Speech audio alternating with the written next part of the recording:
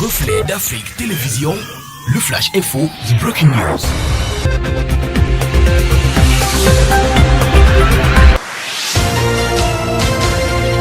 A new born in Cameroon's political history has been launched. Celestin Jammeh launched his political party on April 21, 2021 in Douala. The Alliance Patriotique et Républicaine du Cameroun, APA, already targets the top 5 political parties in the country. For the defector of the Social Democratic Front political party and the Cameroon Renaissance Movement, he created a new party because these last two parties in which he campaigned are already dead. The opponent and founder of APA confirmed on Thursday, April 15, 2021, during his visit to a private radio station, ABK Radio, based in Douala, the creation of his political party called Alliance Patriotique et Républicaine du Cameroun, APA. Barely created, APA dreams big and wants to quickly make its mark in the Cameroonian political field and to position itself among the most prominent parties in the country. With headquarters in Douala Bisenge, the party, says the founder, is already confronted with a lot of requests for registration. Also, APA wants to be a liberal party within which it authorizes several currents of thought, but within a disciplinary framework, according to the founder.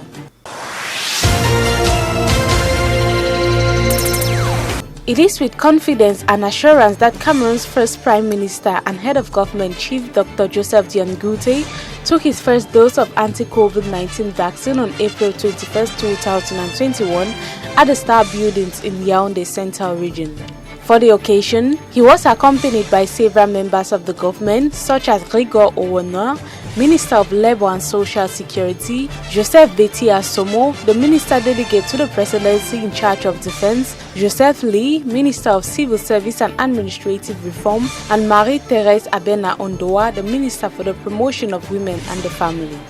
Around them, resident representatives of the organizations of the United Nations systems.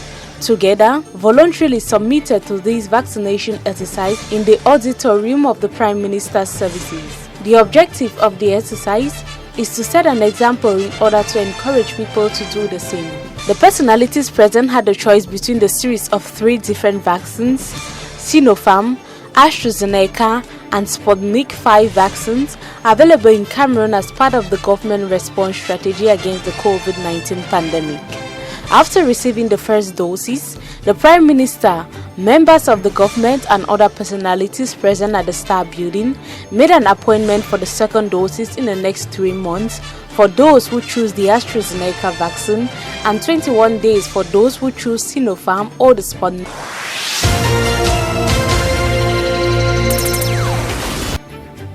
In response to the newly formed Chadian Transitional Military Council declaring General Mohamed Déby Itno President of the Republic following the death of his father Idriss Déby Itno, the political opposition is pushing back.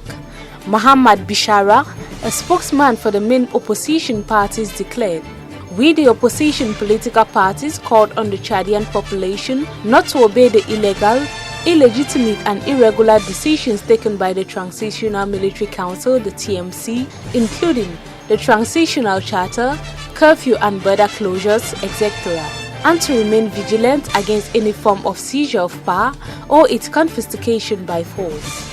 The parties have also addressed the calls from France for a democratic transition as the former colonizer seeks to maintain the relationship it had with Chad under the now deceased President Idriss Déby Itno.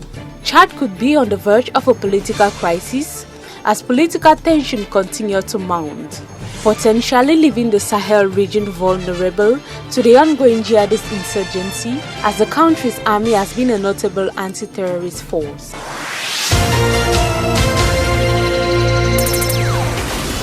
Sudan is caught in the middle of a decade-long row between Ethiopia and Egypt over the dam Ethiopia is building on the River Nile, and in recent months it has undergone a major shift in attitude. When discussing the Grand Ethiopian Renaissance Dam, the JED, Sudan's rhetoric has moved from being broadly welcoming to being suspicious and belligerent. This change in large part reflects the increasing influence of the military in the transitional government that is supposed to pave the way to a democratic system after the overthrow of long-serving leader Omar al-Bashir. The diplomatic temperature has increased as Ethiopia's rainy season approaches, and the reservoir behind the dam will fill up for a second year without any agreement on how it should be done. Both Ethiopia and Egypt have spoken about the project in existential terms. Ethiopia says the JED is vital for its development as it could bring power to 60% of the population. Egypt, on her part, says it threatens the flow of the Nile, which sustains life there. Sudan, which sits on the river between the two countries, has now taken to issuing dark warning itself. An advisor to the head of Sudan's Sovereign Council, Lieutenant General Abdel Fattah al-Burhan, spoke of a water war that would be more horrible than one could imagine unless the international community helped find a solution. Reflet d'Afrique Télévision, le Flash Info, the Breaking News.